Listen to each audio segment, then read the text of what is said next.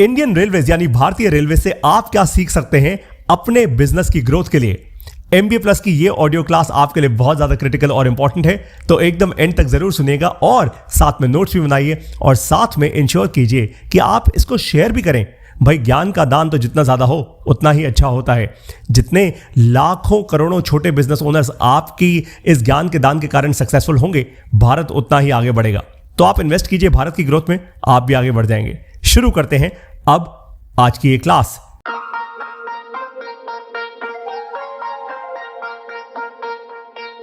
सबसे पहले आपको शायद पता हो या ना हो, लेकिन नेशनल रेल प्लान विजन बनाया गया था 2030 साल तक का, ताकि रेलवे को फ्यूचर रेडी कर पाएं। इसको दो पार्ट्स में डिवाइड किया गया था।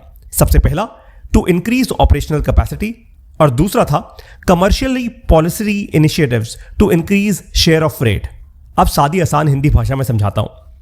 भाई सबसे पहले आपको यह समझ आना चाहिए कि रेलवे दो तरीके से ऑपरेट करता है, B2C और B2B। B2C यानी बिजनेस टू कस्टमर, यानी जब आप और मैं नॉर्मल रेलवे में ट्रैवल करते हैं तो वो B2C होता है, जब हम टिकट बुक कराते हैं।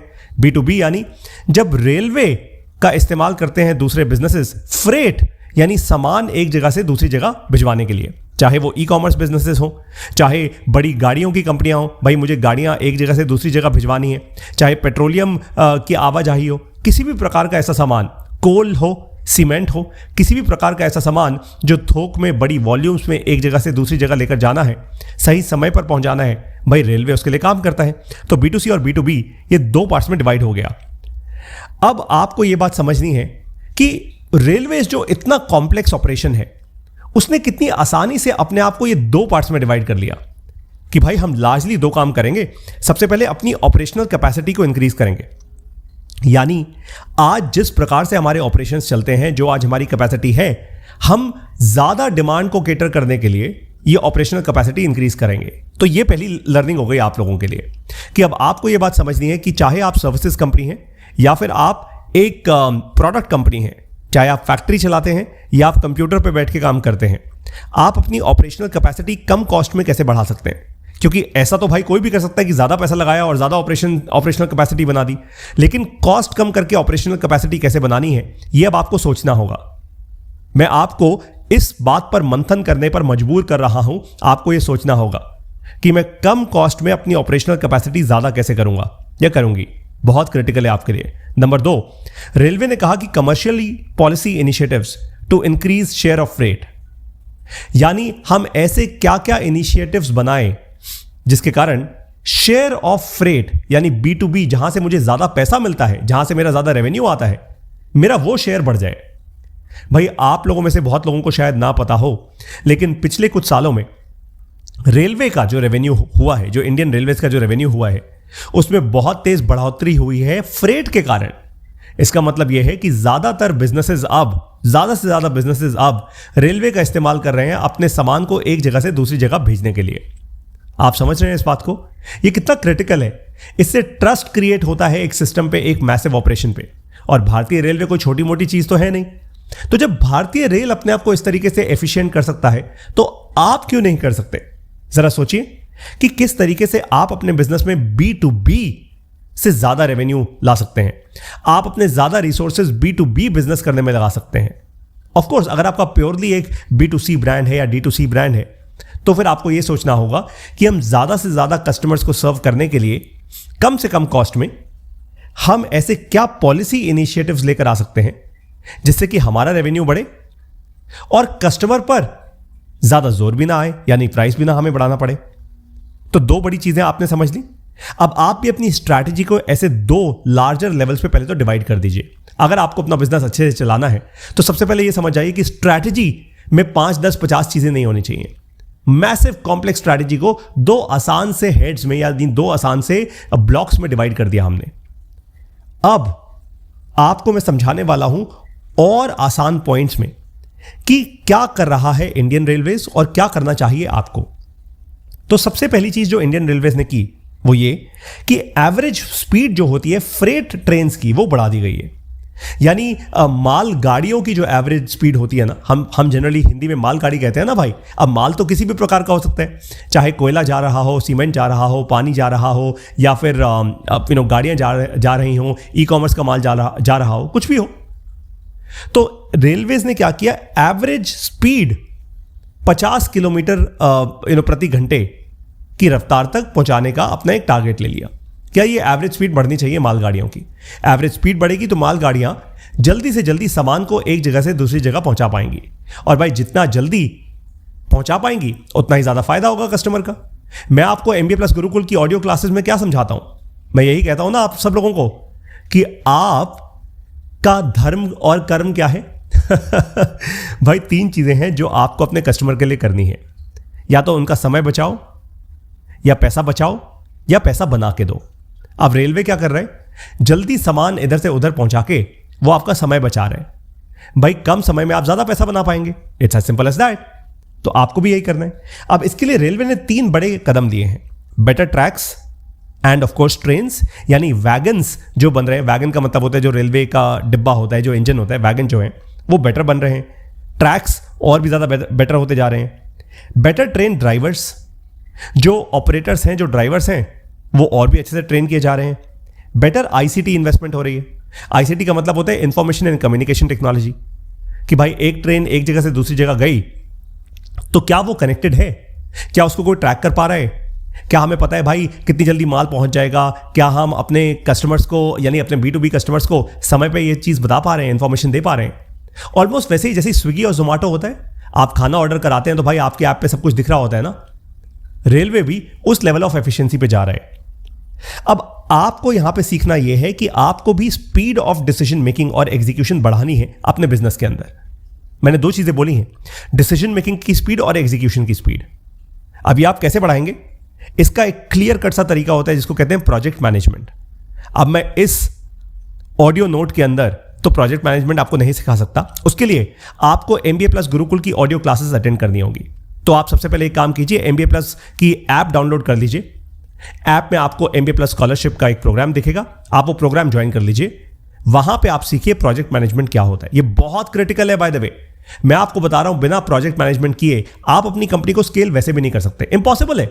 आपकी कोई भी कंपनी हो, आपकी सॉफ्टवेयर कंपनी हो, आप फैक्ट्री चलाते हैं, मैन्युफैक्चरिंग सेटअप है, आपका B2C सेटअप है, आप कोई भी सेटअप चला लो, अगर प्रोजेक्ट मैनेजमेंट नहीं आता तो आप स्केल नहीं कर पाओगे। ये तो क्लियर कट सी बात है। अब नंबर 2, इस ऑडियो नोट की नंबर 2 लर्निंग, यह है कैपेसिटी यूटिलाइजेशन। कैपेसिटी यूटिलाइजेशन को थोड़ा साधारण हिंदी भाषा में समझाऊं तो मतलब यह होता है कि क्या आपके एम्प्लॉइज, आपकी मशीन्स और आपकी लैंड यानी आपकी जमीन वो प्रॉपर्ली यूटिलाइज है। सोचो जरा भाई, आपने जिस तरीके से अपनी फैक्ट्री को डिजाइन किया हुआ है, क्या वो प्रॉपर्ली यूटिलाइज है? जो मशीन्स आपने खरीदी हुई हैं, क्या वो और यूटिलाइज हो सकती हैं? मैं ये नहीं कह रहा कि जबरदस्ती मशीन को 24 घंटे चलाते रहो, ऐसा नहीं कहा, लेकिन क्या जितने समय वो चल रही हैं क्या वो और यूटिलाइज हो सकती हैं? क्या मशीन से निकला हुआ कोई ऐसा रॉ मटेरियल, यानी कोई ऐसा मटेरियल प्रोडक्ट बनने के बाद क्या उससे कुछ और बनाया जा सकता है? क्या मशीन को चलाने वाले जो ऑपरेटर्स हैं, एक ही ऑपरेटर बेटर यूटिलाइज हो सकता है, या जरूरी है कि आपको 3-4 लोग लगाने पड़ेंगे? सोचो जरा इस बात को। ये नोट बना लो आप, क्योंकि जो मैं आपको बोल रहा हूं वो सिर्फ सोचने को नहीं कह रहा, ये मजे मजे की एंटरटेनमेंट नहीं है, ये MBA प्लस गुरुकुल की सीरियस क्लास है। अगर आपने ये पॉइंट्स मिस कर दिया ना तो फिर तो ये ज्ञान है आपके लिए, फिर आप इसका कुछ कर नहीं पाएंगे। पॉइंट्स मत मिस कीजिए। अब आती है नंबर 3, इंक्रीज पैसेंजर रेवेन्यू। ये बड़ा इंटरेस्टिंग है। अब रेलवे को यह बात दिख रहा है कि भाई जैसे जैसे हम अपने आप को बेहतर करते जा रहे हैं, पैसेंजर्स भी इंक्रीज होते जा रहे हैं। इनफैक्ट आप में से शायद कुछ लोगों ने एक चीज देखी होगी कि आजकल 1 AC, यानी जब आप टॉप क्वालिटी का AC ट्रैवल करते हैं अच्छी अच्छी ट्रेन्स में, तो उसका किराया ऑलमोस्ट उतना ही होता है जितना एक एयरफेयर का होता है, यानी एरोप्लेन का होता है। देख रहे हैं आजकल आप कैसे रेलवे कंपीट कर रहा है एयरफेयर से। अब ऑफ कोर्स एरोप्लेन जिस स्पीड से जाता है और जिस तरीके से जाता है वो आपको हमेशा जल्दी पहुंचाएगा, ये तो ऑब्वियस ही बात है। लेकिन बहुत सारे लोग रेलवे ट्रैवल आजकल बहुत प्रेफर करते हैं, कहते हैं भाई दिल्ली से चंडीगढ़ जाना है, अरे ट्रेन में बैठ जाओ, ज़्यादा अच्छा सर्विस मिलती है, तुरंत पहुंच जाते हैं। और फिर एक और चीज़ लोग कंपेयर करते हैं कि भाई एरोप्लेन में अगर बैठना होता है तो 2 घंटे पहले तो आपको एयरपोर्ट पहुंचना होता है, उसके बाद भाई एयरपोर्ट से उस शहर में भी दूसरी जगह पे पहुंचना होता है, उससे अच्छा तो ट्रेन में चले जाओ, ऑलमोस्ट उतना ही टाइम लग जाता है। ऑफ कोर्स ये शॉर्ट डिस्टेंस ट्रैवल के लिए कह रहा हूं।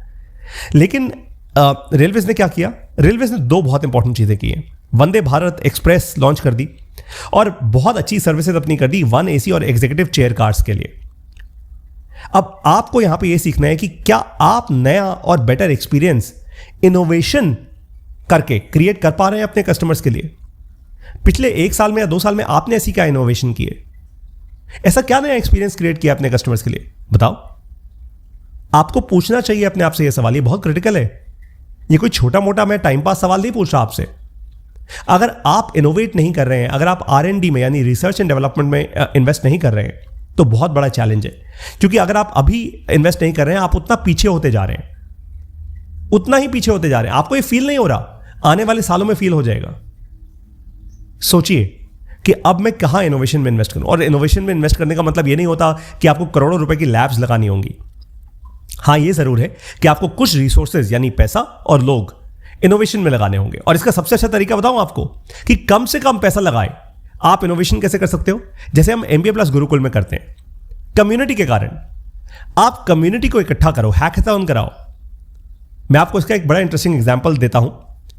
मैं जबोंग नाम की एक ई-कॉमर्स कंपनी को कंसल्ट किया करता था और वहां पे एक बार मैंने एक हैकाथॉन करवाया था, जिसके कारण हमने वो डिलीवरी एग्जीक्यूटिव नहीं आते भारी भारी बस्ते लेकर 40-40 किलो के अपने कंधों पे, हमने उनका बस्ता रीडिजाइन कर दिया था।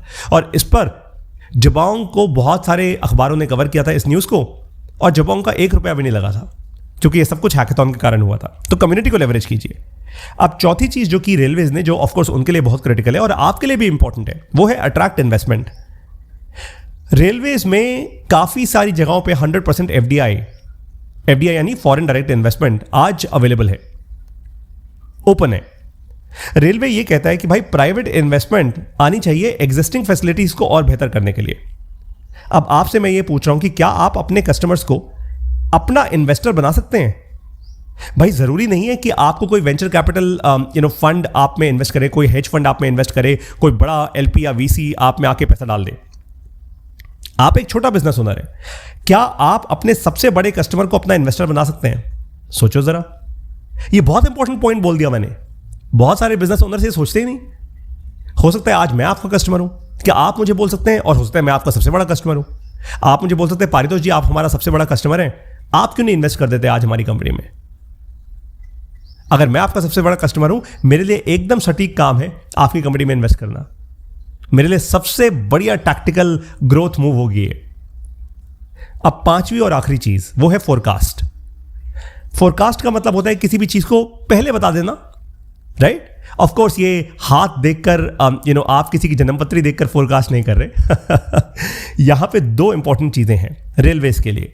सबसे पहला है डिमांड की फोरकास्टिंग, भाई कितने पैसेंजर का लोड आने वाला है, कितना फ्रेट का लोड आने वाला है। दूसरा होता है इंफ्रास्ट्रक्चर।